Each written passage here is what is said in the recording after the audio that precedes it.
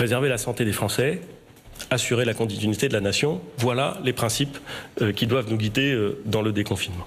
Notre objectif, c'est de faire en sorte, au moment du déconfinement, à partir du 11 mai, que le nombre de malades soit limité et que la circulation du virus, le nombre de nouveaux malades susceptibles d'intervenir à partir du 11 mai, soit également limité, que le R0 reste égal ou inférieur à 1.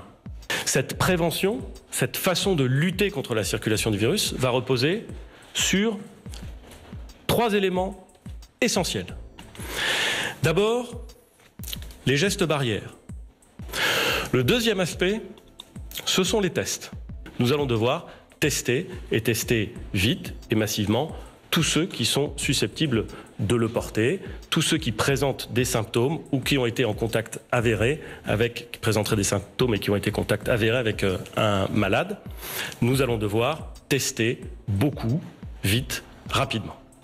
Et le troisième élément qui accompagne cette politique, c'est l'isolement des porteurs du virus. Les transports sont un des cas où le port du masque pourra être obligatoire à compter du 11 mai. Dans les entreprises, les gestes barrières et la distanciation sociale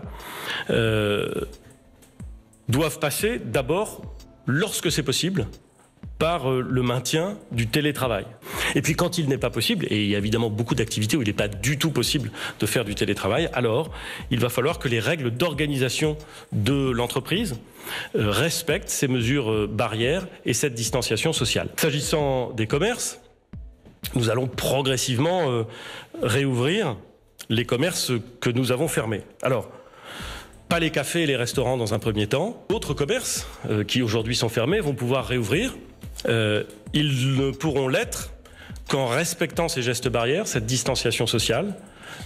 Quel que soit le commerce en question, les files d'attente devront être organisées de telle manière que les distances minimales de plus d'1 mètre soient respectées entre les clients. Des mesures comme, par exemple, la mise à disposition de gel hydroalcoolique à l'entrée du magasin ou juste avant la caisse devront être mises en œuvre pour, là encore, multiplier ces gestes barrières et diminuer au maximum la circulation du virus et sa vitesse. Les écoles n'ouvriront pas partout le 11 mai et ne fonctionnera pas partout le 11 mai dans les conditions dans lesquelles elle fonctionnait le 11 février ou le 11 janvier ou avant les mesures de confinement.